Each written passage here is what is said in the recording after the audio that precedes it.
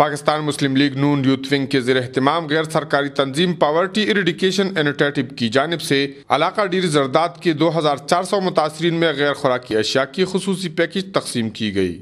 اس حوالے سے ایک تقریب کا انعقاد کیا گیا جس میں مسلم لیگ نون یوتھ ونگ کی صوبائی اور ضلعی قائدین سمیت تنظیم کے اراکین اور علاقے کے متاثرین نے کثیر تعداد میں شرکت کی۔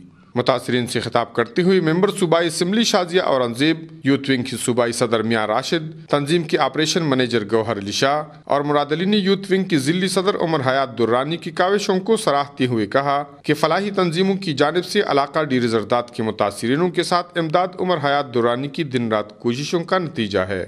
انہوں نے کہا کہ انسانیت کے ناطے متاثرین کا حق بنتا ہے کہ مکمل بحالی تک ہر موقع پر ان کی مدد کی جائے۔